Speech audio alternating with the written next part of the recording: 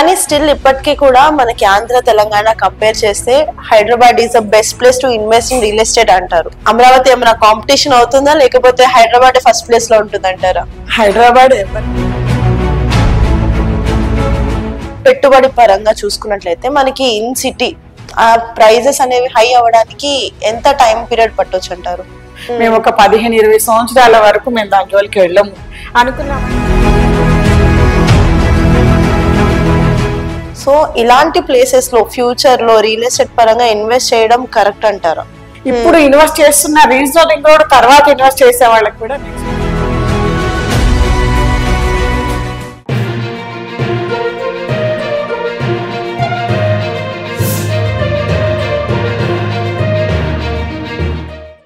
Hi hello viewers, welcome to our channel. నేను మీ శ్వేత. ప్రస్తుతం మనతో పాటు స్టూడియోలో ఉన్నారు రియల్ ఎస్టేట్ ఎక్స్పర్ట్ ధనలక్ష్మి గారు. నమస్తే మేడం. నమస్తే శ్వేత గారు, ఎలా ఉన్నారు? సూపర్ అండి. పెట్టుబడి పరంగా చూసుకున్నట్లయితే మనకి ఇన్ సిటీ కాస్ట్ చాలా హైలో ఉన్నాయనే చెప్పుకోవచ్చు. ఆర్ఆర్ఆర్ ఇవన్నీ వస్తున్నాయి. So out of the city మనకి ఇన్వెస్ట్ చేయడానికి చాలా రీజనబుల్ ప్రైజెస్ ఉన్నాయి, చాలా తక్కువలో కూడా వస్తున్నాయి చెప్పాలి అంటే. మరి అక్కడ అది డెవలప్ అయ్యి ఆ ప్రైజెస్ అనేవి హై అవ్వడానికి ఎంత టైం పీరియడ్ పట్టొచ్చు అంటారు? అంటే అండి, నేను ఎప్పుడు కస్టమర్స్ ఏం అడుగుతామంటే, మేము పాకెట్ ఎంత ఉంది, పర్పస్ ఏంటని అడుగుతాం.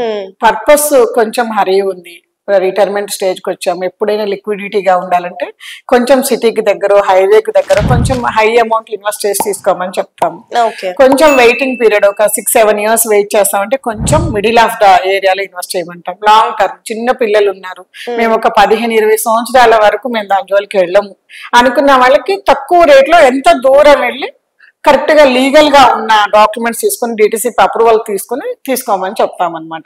అట్లా అయితే వాళ్ళకు పాకెట్ పర్పస్ ప్రకారం ఇన్వెస్ట్ చేసిన వాళ్ళు ఎప్పుడు డిసప్పాయింట్మెంట్ ఉండదు. ఖచ్చితంగా ఇప్పుడు మనము హైటెక్ సిటీలో 25 years బ్యాక్ ఇప్పుడు తీసుకుంటే ఎంత చేంజ్ ఉందో, ఇప్పుడు ఇన్వెస్ట్ చేస్తున్న రీజనల్ రింగ్ రోడ్ తర్వాత ఇన్వెస్ట్ చేసే వాళ్ళకి కూడా నెక్స్ట్ 15 to 20 years లో ఇక్కడ ఉన్న రేట్స్ ని ఎంజాయ్ చేయొచ్చు. మనకి అక్కడ లీస్ట్ అంటే 10,000-12,000 పడుతుంది, కాస్ట్ 10,000-12,000 పడుతుంది. 10,000-12,000 20 years లో 1,00,000 నుంచి 2,00,000 వరకు వెళ్తే హ్యూజ్ అమౌంట్ రిటర్న్ వచ్చినట్టే కదా. అవును. ఆ బేస్ క్లియర్ గా కస్టమర్ కి ఎప్పుడైనా కూడా వాళ్ళు ఎంత ఇన్వెస్ట్ చేస్తున్నారు, ఏది బెస్ట్ ప్లేస్, ఏ అప్రూవల్స్ ఉండాలి అనేది క్లియర్ గా ఎక్స్ప్లెయిన్ చేసే వాళ్ళ దగ్గర తీసుకోవాలి. ప్లాట్ కొను అనే వాళ్ళ దగ్గర కాకుండా ఈ డీటెయిల్స్ ఎవరైతే ఇప్పుడు, ఎందుకంటే మాలా కార్పొరేట్ కంపెనీలు హోమ్ విజిట్ చేస్తున్నారు, క్లియర్ గా ఫస్ట్ ఎక్స్ప్లెయిన్ చేస్తున్నారు. క్లియర్ గా ఎక్స్ప్లెయిన్ చేయించుకొని, ఇప్పుడు ఎట్లా ఉందంటే కస్టమర్ నాకు అన్ని తెలుసు, ఎంత తెలిసినా ఆన్లైన్ లో ఎవరు ఏం చెప్తున్నారు అనేది క్లారిటీ ఉండదు. ఒక పర్సన్ ని మనం ఇన్వైట్ చేసుకుంటే వాళ్ళు ఆఫీస్కి వచ్చినా వాళ్ళ ఇంటికి ఇన్వైట్ చేసుకున్నా కూడా కూర్చొని డీటెయిల్ గా ఎక్కడుంది లేఅవుట్, ఏం రేట్లు, అప్రూవల్స్ ఏమున్నాయి, డెవలప్మెంట్స్ ఏంటి, ఎంత రిటర్న్స్ వచ్చినాయి ఇప్పుడు దాకా కంపెనీలో కొన్న వాళ్ళకి, మనకి ఏమి రిటర్న్స్ వస్తాయి అనేది క్లియర్ గా ఇన్ఫర్మేషన్ తీసుకుంటే బాగుంటుంది అనేది. ఎగ్జాక్ట్లీ, ఎందుకంటే ప్రాపర్ అవేర్నెస్ లేదు ఇప్పుడు కాదు అసలు, చాలా రోజుల నుంచి జనాలకి రియల్ ఎస్టేట్ మీద అవేర్నెస్ లేదు. నేను ఇక్కడ కొన్నా, నాకు బాగుంది, నువ్వు కూడా కొన్నాయి అంటే ఓకే పెట్టేద్దాం, వాడి తర్వాత ఇబ్బందులు పడితే మనం కూడా ఇబ్బంది పడాలి అనేది ఎవరు ఆలోచించట్లేదు. స్పీడ్ అన్నమాట, ఎమ్మడే మనం కొనగానే మనం రిఫర్ చేసింది కరెక్ట్ గా ఉంటుందని లేదు. కంపెనీ ఎన్నేళ్ళ నుంచి నడుస్తుంది, వాళ్ళ గ్రోత్ ఏంటి, వాళ్ళ వ్యూ ఏంటి ఫ్యూచర్ లో. ఎందుకంటే ఫర్ ఎవర్ కూడా అండి, ఎప్పుడైనా సరే ల్యాండ్ అనేది ఇన్వెస్ట్మెంట్ బేస్ లో కొంటున్నాం. కొన్నప్పుడు ఏంటంటే మనం అమ్మే వరకు కూడా కరెక్ట్ డాక్యుమెంటేషన్ ఉండాలి, ఎప్పుడు కావాలంటే సర్వీస్ కంపెనీ ఇచ్చేటట్టు ఉండాలి, రేపు కన్స్ట్రక్షన్ కావాలంటే మూమెంట్ చేసుకునడానికి సరిపోను డాక్యుమెంట్స్ ఉండగలగాలి. అవన్నీ మనకు ఫర్ ఎవర్ కూడా మనకు సర్వీస్ ఇవ్వగలిగిన బ్రాండెడ్ కంపెనీస్ లో తీసుకుంటే బెస్ట్ అంటాను. ఎగ్జాక్ట్లీ. అమరావతి, విజయవాడ సైడ్ మొన్న వరదలకి చాలా ఇబ్బంది అయింది. సో ఇలాంటి ప్లేసెస్ లో ఫ్యూచర్ లో రియల్ ఎస్టేట్ పరంగా ఇన్వెస్ట్ చేయడం కరెక్ట్ అంటారా? అంటే అండి, ఇప్పుడు అది సెంటర్ పాయింట్ కిందకి వస్తుంది. Vijayawada, Amaravati areas centre point కిందకి వస్తుంది. అది డిక్లేర్ చేశారు, ల్యాండ్స్ తీసుకున్నారు అంటే దాని మీద కొంత వర్క్ ప్రాసెస్ అయింది.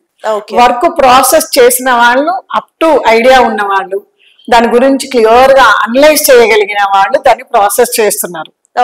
కాబట్టి ఇప్పుడు మొన్న వచ్చిన క్లైమేట్ ఎప్పుడో మా చెల్లెవాళ్ళు అక్కడే ఉంటారు అనమాట. వాళ్ళ మామగారు వాళ్ళు అంటే దాదాపు ఒక 30-35 ఇయర్స్ బ్యాక్ వచ్చిందంట. ఓకే. అంటే ఇంత లాంగ్ టర్మ్ లో ఫస్ట్ టైం ఇది చూడడం అనేది, అది ఎక్కడ తేడా వచ్చింది అనేది కూడా వాళ్ళకి ఒక ఐడియా వచ్చింది. అంటే ఇప్పుడు అందరూ అన్నట్టుగా ఓకే ఈ ఇబ్బంది వస్తుంది అనేది ఇప్పుడే ఐడియా వచ్చింది కాబట్టి దాన్ని ఓవర్కమ్ చేయడానికి తగిన చర్యలు తీసుకొని నెక్స్ట్ ఎస్టాబ్లిష్ కి వెళ్తారు అనేది అంత విజనరీ, అంత వర్క్ చేయాలి సామర్థ్యం ఉన్న పర్సన్ కాబట్టి అక్కడైతే ఎవర్ గ్రీన్ గానే పెరుగుతాయి అనేది.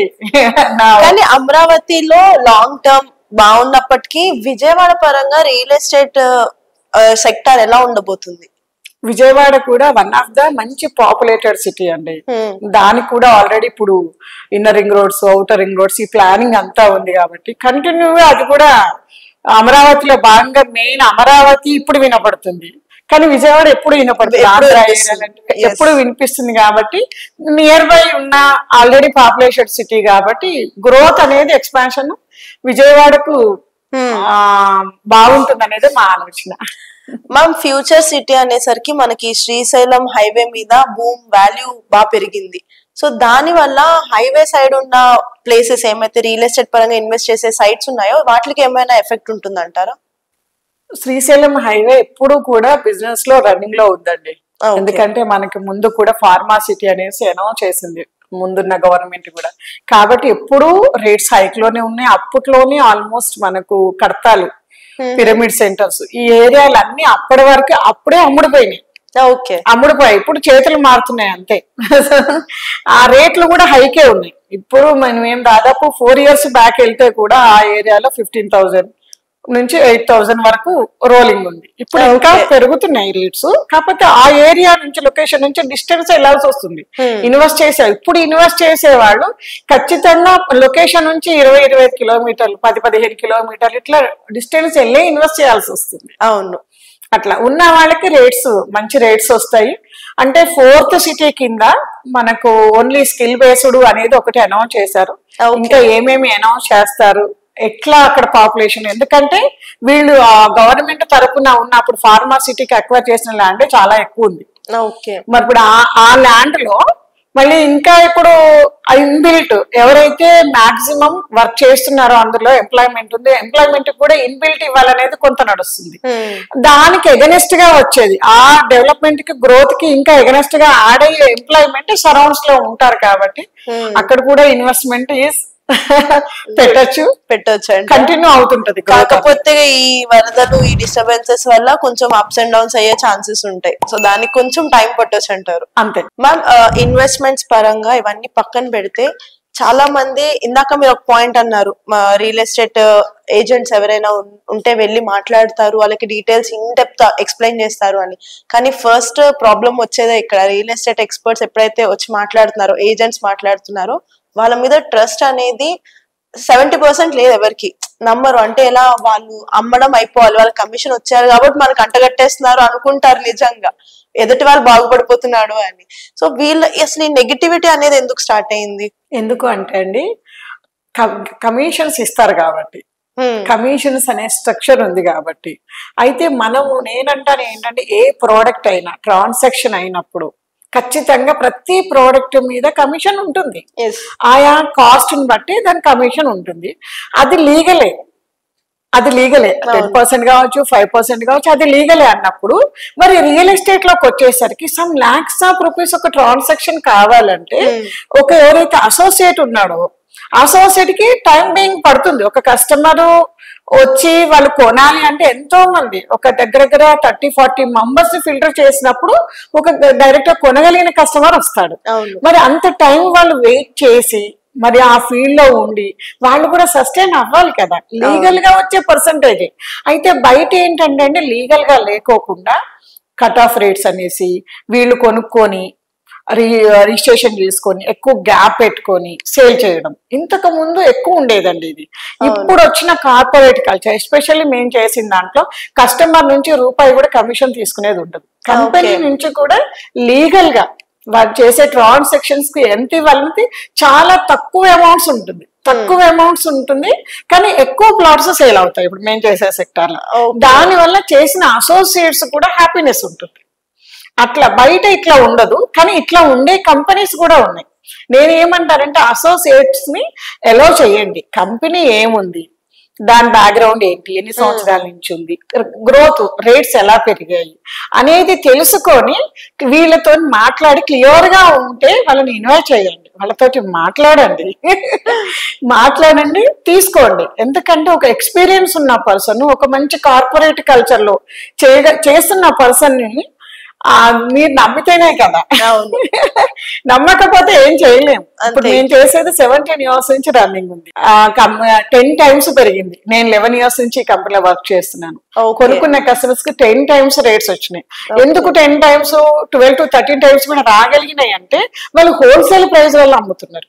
ఎంత కొంటున్నారు, డెవలప్మెంట్ కి ఎంత ఖర్చు అవుతుంది, మార్కెటింగ్ లో స్మాల్ లెస్ దాన్ అమౌంట్స్. ఎందుకంటే మాకు ఎక్కువ వెంచర్స్ ఉంటాయి, ఎక్కువ సేల్స్ నడుస్తాయి కాబట్టి తక్కువ అమౌంట్స్ కమిషన్ కింద ఇస్తారు. ఇన్సెంటివ్స్ చాలా తక్కువ ఉంటుంది. దాని వల్ల కస్టమర్స్ కి ప్రైస్ కొన్న దగ్గర నుంచి ఇంక్రీజ్ అవుతూ ఉంటుంది. కొన్ని చోట్ల ఏంటంటే ఉన్న ప్రైస్ కన్నా రెండింతలు వీళ్ళే యాడ్ చేసి అసోసియేట్లకు ఎక్కువ అమౌంట్స్ ఇస్తూ చిన్న చిన్న వెంచర్స్ లో ఉన్న ప్రైస్ అడిషనల్ యాడ్ అవుతుంది. వీళ్ళు ఉన్నది లేని అన్ని చెప్పి అమ్మేస్తుంటారు. ఈ భయమే వీళ్ళలో కస్టమర్స్ లో ఉంది, నెగటివిటీ స్ప్రెడ్ అయిపోయింది. కాబట్టి ఇప్పుడు అట్లా కాకోకుండా కార్పొరేట్ కల్చర్ లో కంపెనీస్ వచ్చినాయి. కాబట్టి ఈ కార్పొరేట్ కల్చర్ లో రేట్స్ పెరుగుతున్నాయి. పాతది ఎప్పుడు చూడాలి మనం, ఎన్ని ఇయర్స్ నుంచి ఉంది, ఎన్ని రేట్లు రేట్స్ పెరిగింది, వీళ్ళు ఏం చెప్తున్నారు అనేది కనుక గమనిస్తే, అందుకే నేను ఇన్వైట్ చేసి మాట్లాడండి. అసలు ఆ చాయిస్ ఇవ్వట్లేదు కస్టమర్స్, ఎక్కువ మెంబర్స్. వద్దొద్దు, మేమే వస్తాం, మేమే వెరిఫై చేసుకుంటాం. ఇప్పుడు నాకు హెల్త్ ఇష్యూ వచ్చింది, నేను ఎంతవరకు వెరిఫై చేసుకుంటాను? కొంతవరకే కదా. అదే అందులో ఎక్స్పర్ట్స్ దగ్గరికి వెళ్ళి వాళ్ళ దగ్గర ఒక సలహా తీసుకొని చేస్తాం. లీగల్ గా ఇష్యూ వచ్చినా కూడా మనం అలాగే చేస్తాం.